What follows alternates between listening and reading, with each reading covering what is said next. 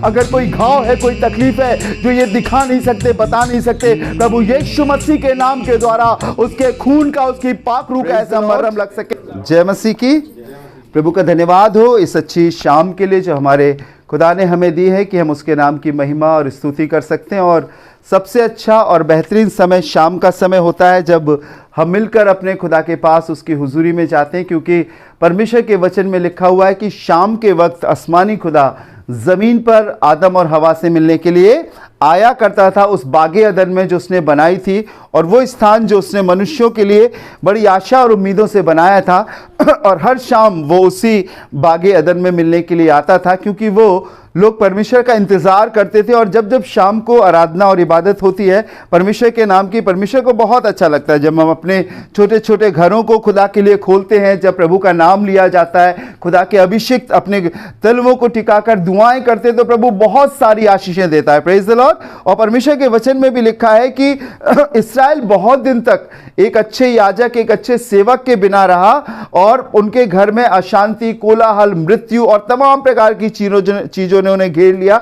लेकिन जब उन्होंने एक मन होकर परमेश्वर से वाचा बांधी, ये कसम खाई कि हम इस्राएल के परमेश्वर को ढूंढेंगे, तो बाइबल में लिखा है वो उन्हें मिला और उसने उन्हें चारों ओर से विश्राम दिया। जब हम अपने घरों को खुदा के लिए खोलते हैं तो ये मत देखिए कि घर सुंदर है, छोटा है, बड़ा है, नहीं, ये इस बात को दिखाता है कि प्रभु मैं तेरे लिए हमेशा तैयार हूं। हालेलुया।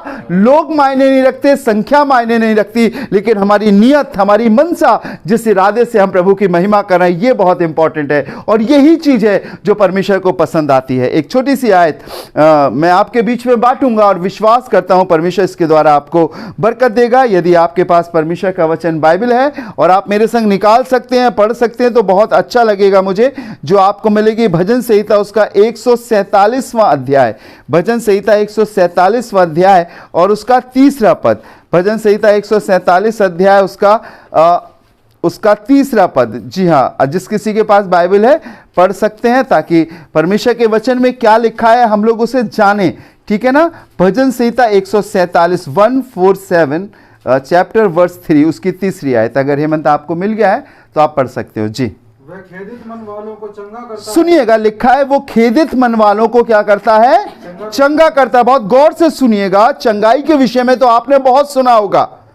आप फलाने डॉक्टर के पास चले जाओ, फलाने शख्स के पास चले जाओ, आप चंगे हो जाओगे, शिफा मिल जाएगी, ठीक हो जाओगे। फलानी दरगाह पे चले जाओ, फलाने मंदिर में चले जाओ, फलानी पूजा कर लो, आप चंगे हो जाओगे। बहुत सारी चीजें आपको लोगों से सुनने को मिली होंगी, और आप और मैं ऐसे लोगों के बीच में भी रहते हैं। लेकिन यहां पर एक बात लिखी है, फिर से पढ़िएगा हेमंत, देखिए क्या लिखा है। जी। वह खेदित मन वालों को, वो खेदित मन वालों को। अब बात यहां पर आई है कि मन को चंगा करने वाला कौन सा डॉक्टर है?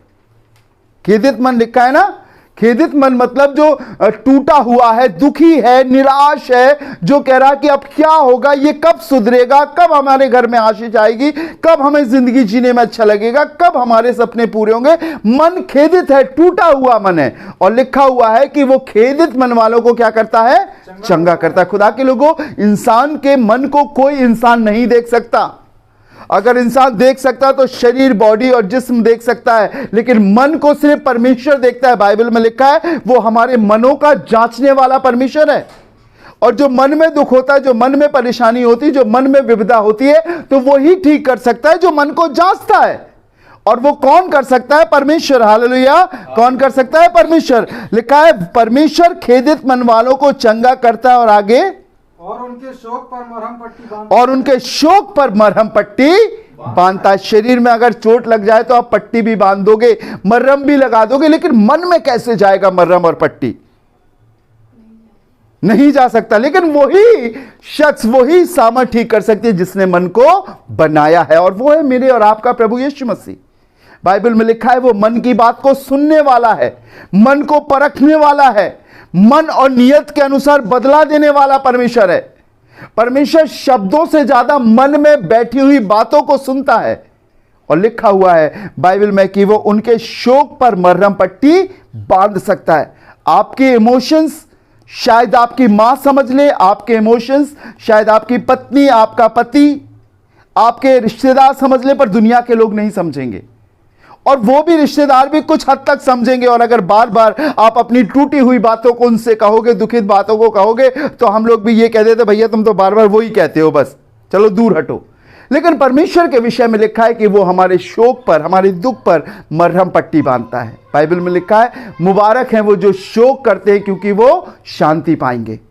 प्रभु यीशु मसीह के पास एक ऐसी शांति है, एक ऐसा सुकून है जो दुनिया में हमें कहीं नहीं मिल सकता। लिखा है तुम अपने मनों में विश्राम पाओगे। कहां पर? अपने मनों में। निकालिएगा, आपको बड़ा अच्छा लगेगा। और ये बाइबल की बहुत अच्छी आयत है, मत्ती रचित सुसमाचार नए नियम में मिलेगा, उसका 11वां अध्याय और उसके 28वें पद से लिखा है। मत्ती रचित सुसमाचार 11वें अध्याय उसके 28वें पद में सुनिएगा। यहां पर देखिए कितना सुंदर लिखा हुआ है सब। हे सब परिश्रम करने वालों हाँ, और बोझ से दबे हुए लोगों, मेरे पास आओ, मेरे पास आओ, मैं तुम्हें विश्राम दूंगा। हाँ, मेरा जुआ अपने ऊपर उठा लो। हाँ, 11वां अध्याय 28वें पद से, मत्ती 11:28 से, अपना मेरा जुआ अपने ऊपर उठा लो और मुझसे सीखो, और मुझसे सीखो क्योंकि मैं नम्र और मन में दीन हूं। हाँ, और तुम अपने मन में कहां पे? कहां पे? और तुम पढ़िएगा 29वां पद। मेरा जुआ अपने ऊपर उठा लो, मेरा जुआ अपने ऊपर उठा लो। Very good. और मुझसे सीखो, हाँ, क्योंकि मैं नम्र और मन में दीन हूं। हाँ, और तुम अपने मन में विश्राम पाओगे। कहां पे विश्राम पाओगे? अपने मन में। Praise the Lord. मन में विश्राम देने वाला दुनिया में आपको कभी कहीं नहीं मिलेगा। मन में जो विश्राम देता है, मन में जो शोक होता है, मन में जो दुख होता है, वो ही समझ सकता है जिसने मन को बनाया है। दुनिया और दुनिया की ताकतों ने हमारे मन को नहीं बनाया, हमारे मां बाप ने नहीं बनाया, हमारे परमेश्वर ने बनाया। और जिसका मन कंट्रोल में नहीं होता है, जिसका मन ठीक नहीं होता है, लोग कहते हैं ये तो पागल हो गया, बहकी बहकी बातें करने लगा। यीशु मसीह को भी लोग पागल कहते थे इसका चित्त, इसका मन ठिकाने नहीं है। लेकिन अगर मेरे और आपके मनों में दुख है, मेरे और आपके मनों में शोक है, तो यीशु मसीह ने कहा मैं तुम्हारे मनों में क्या दूंगा? विश्राम दूंगा, शांति दूंगा। कोई नहीं समझ सकता आपके इमोशंस को, कोई नहीं समझ सकता आपकी बात को। बाहर की चोट हो तो आप दिखा के जांच करके पता कर लोगे कि क्या प्रॉब्लम है और कब ठीक होगी। लेकिन मन की बात के लिए कौन सा आला, कौन सा यंत्र, कौन सा थर्मामीटर, कौन सी पैथोलॉजी, कौन सा सिस्टम करेगा काम? कोई नहीं। लोग एक बात बोलते हैं तो डिप्रेशन में चला गया है। तब डिप्रेशन का लेवल कौन नाप सकता है? कोई भी नहीं नाप सकता है। पर मेरे और आपके पास एक ऐसा प्रभु है जिसने कहा है कि मैं खेदित मन वालों को पहले क्या करूंगा? चंगा करूंगा और उनके शोक पर मरहम पट्टी बांधूंगा। इसी की दूसरी आयत पढ़िएगा, 47वें अध्याय भजन संहिता जहां पढ़ रहे थे, 147 अध्याय उसका दूसरा पद। देखिए यहां पर क्या लिखा हुआ है। जी हां, यहोवा यरूशलेम को बसा रहा है। Very good. यहोवा यरूशलेम को क्या कर रहा है? बसा रहा है। यरूशलेम का अर्थ जानते हैं क्या होता है?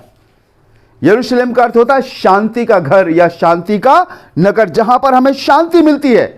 वो स्थान जहां पर लोग जमा होकर प्रभु की आराधना करते हैं, वो स्थान जहां पर परमेश्वर की प्रेजेंस होती है, वो खुदा का घर होता है। कई बार हमारे घर यरूशलेम के समान नहीं होता है, हमारा घर यरीहो के समान होता है। लड़ाई झगड़े बुराइयां हमारे घरों में होती है, एक दूसरे पर दोष लगाने वाले होते। जैसे ही मैं इस मीटिंग में आया, एक फोन मेरे पास आया, आप लोगों ने भी सुना होगा, कुछ लोगों ने, उनके परिवार में कितनी प्रॉब्लम चल रही है, पत्नी ने पति पर केस कर दिया है। अभी नगरा का 9 नंबर का एक मामला मेरे पास आया, एक 65 साल की उम्र की मां पर उनके जवान बेटे ने मुकदमा कर दिया सिर्फ जमीन जायदाद के लिए। खुदावंद के लोगों के पास शांति नहीं है, खुशी नहीं है, झगड़ा विवाद और तमाम प्रकार की टेंशन है। आप एक घर छोड़ एक से मिलो तो यही बातें मिलेंगी। लोग बहुत चिंतित और परेशान है। पर बाइबल में लिखा है यहोवा यरूशलेम को क्या कर रहा है? बसा रहा, शांति के नगर को। अपने लोगों को चुन चुन कर ला रहा है, ढूंढ ढूंढ कर ला रहा है, ताकि वो उनको शांति दे सके, अपने नगर में बसा सके, अपना कह सके। हालेलुया। बाइबल में लिखा हुआ है तुम्हें यरूशलेम में ही शांति मिलेगी। खुदा का घर इसलिए होता है ताकि हम वहां जाएं, खुदा की शांति की बातें सुने और प्रेम से अपने जीवन को आगे बढ़ाएं, अपनी बातों को प्रभु से कहें, अपनी समस्याओं को प्रभु से कहें, और वो हमारे और आपके लिए रास्ता निकाल। लिखा है यहोवा यरूशलेम को बसा रहा है और आगे वह निकाले हुए इस्राएलियों को इकट्ठा कर रहा वो है। निकाले हुए इस्राएलियों को क्या कर रहा है? इकट्ठा कर रहा है। वो लोग जिन्हें लोगों ने उनकी गलतियों के हिसाब से दंड दिया, ये तो ऐसा ही है, ये तो पीता है, जीवन भर पीता रहेगा, इसके पापा पीते थे, ये भी पीता रहेगा, इनके घर में झगड़े होते थे, इनके घर में जीवन भर झगड़े होते रहते, तुम आओ तो आओ, नहीं आओ तो ठीक है। निकाल दिए गए हैं। कोई दया की बात नहीं है खुदा के सेवकों के पास, याजकों के पास, सगमों के पास। क्षमा की बातें नहीं है, ऊपरी दिखावा है, सिर्फ नौकरी और ड्यूटी कर रहे हैं। लेकिन परमेश्वर के वचन में लिखा है कि ऐसे ही लोगों को जिन्हें लोगों ने निग्लेक्ट कर दिया, जिनका लोगों ने मजाक उड़ाया, जिनका लोगों ने कमजोरियों का फायदा उठाया, ऐसे ही लोगों को परमेश्वर क्या कर रहा है? इकट्ठा कर रहा है। हालेलुया। क्या कर रहा है? इकट्ठा कर रहा है। दाऊद की सेना में जब दाऊद को परमेश्वर ने बादशाह बनाया तो इस्राएल का बादशाह शाऊल उसके खिलाफ पड़ गया और वो दूसरे देश चला गया, और वहां पर उसके कारण उस राजा से मिलकर उस राजा को उसने बहुत लड़ाइयां जितवाई। और उसके बाद दाऊद ने एक सेना बनाई। दाऊद की सेना में मालूम कौन लोग थे? कमजोर, दुर्बल, निकाले हुए, निर्बल लोग। उसने उन सबको इकट्ठा किया और परमेश्वर की सामर्थ उन पर उतरी और वो जोरावर हुए और बड़ी बड़ी शक्तिशाली सेनाओं को उन्होंने हराया। हालेलुया। जिन्हें लोग कमजोर समझते थे, जिन्हें लोग निग्लेक्ट करते थे, ये कुछ नहीं कर पाएगा, ये बर्बाद हो गया है, पहले इसके दिन ऐसे थे, अब नहीं बन सकता है, लोगों की दृष्टि में शायद हम बहुत छोटे और घिनौने गिने जाते थे, परमेश्वर ऐसे ही लोगों को इकट्ठा कर रहा है। हालेलुया। अपनी मजबूत तलवार बना रहा है, अपना कलाम बना रहा है, अपने पवित्र स्थान में खड़ा कर रहा है और उनकी दुआओं को सुन के उनके घर में फिर से वही खुशियां, फिर से वही शांति ला रहा है। कौन कर रहा है ये? हमारा परमेश्वर यहोवा। इसीलिए बाइबल में लिखा हुआ है, ये लिखा हुआ है कि वो निकाले हुए इस्राएलियों को इकट्ठा कर रहा है। परमेश्वर मेरी और आपको बरकत देना चाहता, आगे बढ़ाना चाहता, इस्तेमाल करना चाहता है, और आज वो मेरे और आपके लिए आए। बाइबल में लिखा हुआ है वो कभी खुश नहीं होता अगर कोई दुष्ट मरता है। लिखा है वो सबको मन फिराव का अवसर देता है, सबको मौके देता है। आज मेरे और आपके लिए मौका है। एक मौका मेरे सोनू भाई, उनके परिवार को मिला, इन्होंने उस मौके को जाने नहीं दिया और परखा इन्होंने। सही बात है ना सीमा? परखा इन बातें, सोनू की गवाही बड़ी गवाही, आंटी की बड़ी गवाही है। परखा इन्होंने कि कैसे प्रभु ने हमारे लिए रास्ते खोले हैं। ये तुलना रुपये, पैसे और दान दहेज से नहीं होती, ये हमारे दिल के समर्पण से होती है, ये हमारे घुटनों पे प्रार्थना करने से होती है, ये हमारे फास्टिंग रखकर, उपवास रखकर प्रभु के पास जाने से होती है। और परमेश्वर ने उन खुशियों को लौटाया। जहां पर इल्जाम लगाया जा रहा था, जहां पर सस्पेंड करने की और धोखा देने की बात की जा रही थी, उसी स्थान पर परमेश्वर ने प्रमोशन दिलाया, उसी स्थान पर परमेश्वर ने आगे बढ़ाया। हालेलुया। ये क्यों हो रहा है? कभी सोचा आपने? क्योंकि हमारे मन को जो खेदित है, हमारा मन जो दुखित है, हम जो शोकित है, कोई नहीं समझ सकता, कोई नहीं समझ सकता। अगर कोई समझ सकता है वो है परमेश्वर। और लिखा हुआ है मैं तुम्हारे मनों में विश्राम दूंगा। एक छोटा सा उदाहरण देकर हम लोग प्रार्थना करेंगे। परमेश्वर के वचन से आप लोगों ने पढ़ा होगा, एक यारी नामक आराधनालय के सरदार की बेटी थी। वो बहुत बीमार हो गई थी और बाइबल में लिखा है बीमारी के कारण उसकी मृत्यु हो गई थी। लूका रचित सुसमाचार उसका 8वां अध्याय 40वें और 42वें पद को यदि आप पढ़ें, लूका उसका 8वां अध्याय 40वें और 42वें पद को, ये एक आराधनालय का सरदार था। इसके पास इकलौती बेटी थी, इसका नाम यायर था, और ये बेटी मर गई थी। और सुनिएगा, मैं चाहता हूं आप पढ़े इसके 40 वर्ष से जी। जब यीशु लौटा तो लोग उससे आनंद के साथ मिले, क्योंकि वे सब उसकी बाट जो रहे थे, इंतजार कर रहे थे जी। इतने में यायर नामक एक मनुष्य जो आराधनालय का सरदार था, हाँ, आया और यीशु के पांवों में गिर के, एक लीडर, एक वर्शिप, एक आराधनालय का लीडर, अगुवा था, यीशु के कदमों पर गिरकर क्या कहने लगा? उससे विनती करने लगा, हाँ, कि मेरे घर चल, क्योंकि उसके 12 वर्ष की इकलौती बेटी थी और वह मरने पर थी। अभी मरी नहीं थी पर मरने पर थी। आगे जब वह जा रहा था तब लोग उस पर गिरे पड़ते थे। हाँ, एक स्त्री ने 49 वर्ष पढ़े, 49 वर्ष 49वीं आयत जी। वह कह ही रहा था कि किसी ने आराधनालय के सरदार के यहाँ से आकर कहा तेरी बेटी मर गई है। तेरी बेटी क्या हो गई है? मर गई। अभी क्या लिखा था? वो बीमार थी, लेकिन अब क्या हो गई है? वो मर गई है। आगे गुरु को दुख ना दे। कहने लगा वो शख्स आकर उस आराधनालय के सरदार से कि अब गुरु को, प्रभु यीशु मसीह को क्या ना दे? दुख ना दे जी। आगे यीशु ने यह सुनकर उसे उत्तर दिया, मत डर, केवल विश्वास रख, तो वो बच जाएगी। मर चुकी है, लेकिन यीशु मसीह क्या कह रहा है? मत डर, केवल क्या रख? विश्वास रख। अगर सीमा विश्वास रखती, या हेमंत विश्वास रखता है, या मेरी आंटी विश्वास रखती, तो विश्वास को कौन देख सकता है? सिर्फ परमेश्वर और हम। और कोई नहीं, आपको आपके विश्वास को किसी को दिखाने की जरूरत नहीं है। हमारे काम हमारे विश्वास को दिखाते हैं, हमारा जीवन विश्वास को दिखाता है। एक शख्स अपने विश्वास की तुलना अपने कामों के द्वारा कर सकता नहीं। प्रभु मैं तुझ पर विश्वास करता हूं, मैं तेरे पीछे चलूंगा, चाहे कितनी भी रुकावट, कितनी भी परेशानी हो। यीशु मसीह ने यही कहा, केवल विश्वास रख तो वो बच जाएगी। अब सुनिएगा आगे क्या लिखा हुआ है जी। घर में आकर उसने पतरस, यूहन्ना, याकूब और लड़की के माता पिता को छोड़ अन्य किसी को अपने साथ भीतर आने ना दिया। सबको मना कर दिया, सिर्फ चेले और माता पिता लड़की के और यीशु मसीह अंदर गए। आगे सब उसके लिए रो पीट रहे थे। हाँ, परंतु उसने कहा, रो मत, वह मरी नहीं। उसने कहा रो मत, वो मरी नहीं परंतु सो रही थी। आगे वे यह जानकर कि वह मर गई है उसकी हंसी करने लगे, उसकी हंसी ठट्टा करने लगे। जैसे यीशु ने कहा वो मरी नहीं, सो रही है। पोस्टमार्टम रिपोर्ट भी आ गई हो गई, डॉक्टर ने भी देख लिया होगी, नफ्स भी देख ली होगी, सांस भी देख ली होगी, सब बंद। लोग रो पीट रहे थे।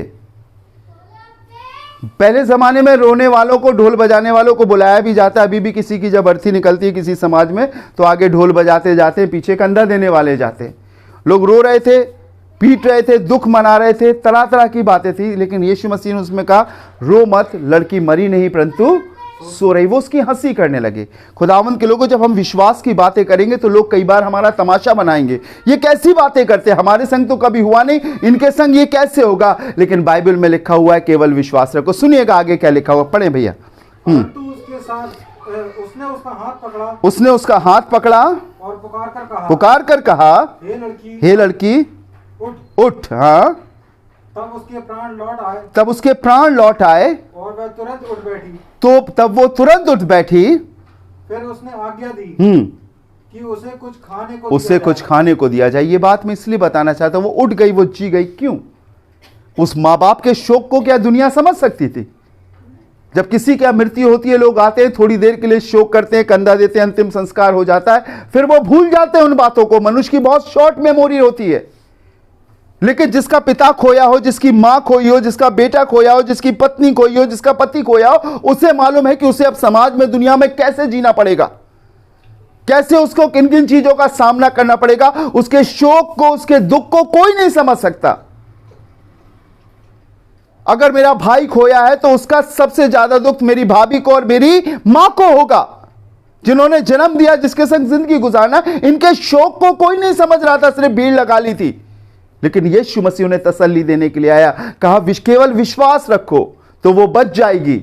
और यीशु मसीह ने यह भी कहा उनसे, हे लड़की मैं तुझसे कहता उठ, और वो उठ गई। लोग हंसी कर रहे थे, लोग क्या कह रहे हैं उस बात पर ध्यान मत दीजिए, लेकिन परमेश्वर क्या कह रहा है इस बात पर ध्यान दीजिए। क्योंकि मन की बात में, मन में तसल्ली, मन में जो शोक है, उस पर अगर कोई भी मरहम और पट्टी बांध सकता है वो है यीशु मसीह। और यीशु मसीह ऐसे ही लोगों को निकाल कर ला रहा है जिनके पास सच्चाई नहीं है, जो भटक गए, संस्कार और कहना चाहिए परंपराओं के नाम पर जो सिर्फ लूटे जा रहे हैं।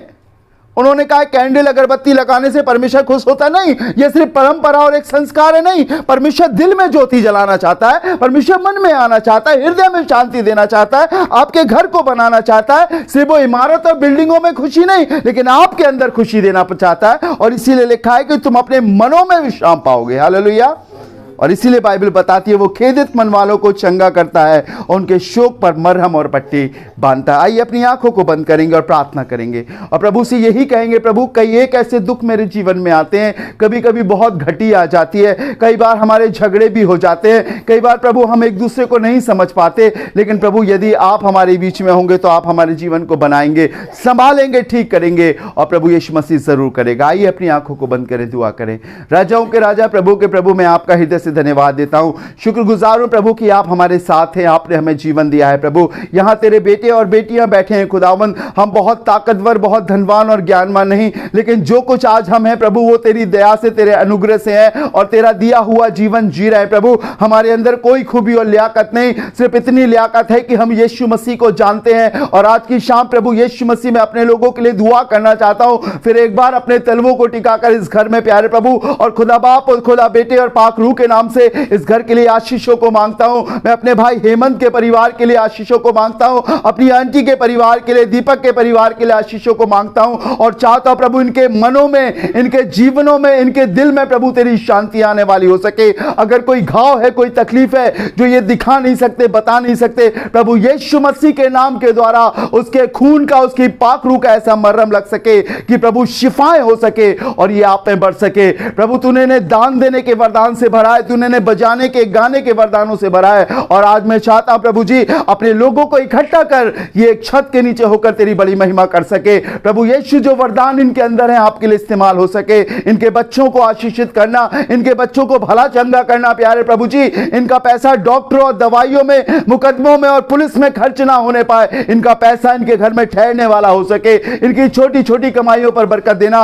यीशु नासरी तेरे दास होने के नाते प्रार्थना करता हूं, इन्हें आजाद कर और छुड़ा ताकि प्रभु ये दिलेरी से के संग बढ़ सके, शैतानी कब्जा जाने पाए और यीशु मसीह का राज इनके जीवन में आने वाला हो सके। प्रभु आपके हाथों में सौंपता हूं, जो इन वचन को सुनेंगे और दूर दूर तक जाएंगे खुदावंद, चाहता हूं उन परिवारों में भी आशीष दे, शिफाएं दे खुदावंद, मुकदमे इनके हल किए जाएं, रास्ते निकल सके, तेरी शांति इनके जीवन में आ सके, रिश्ते जुड़ सके, अच्छी शादियां हो सके प्यारे प्रभु यीशु नासरी, लोगों को नौकरियां मिल सके और खुदावंद यीशु मसीह का नाम इनके जीवन में मधुर और पाक रूप से माना जा सके। प्रभु आपके हाथों में सौंपते, सबको बरकत दे, सारा जलाल महिमा आपको देते और खुदावंद यीशु मसीह के नाम से मांगते हैं, आमीन आमीन।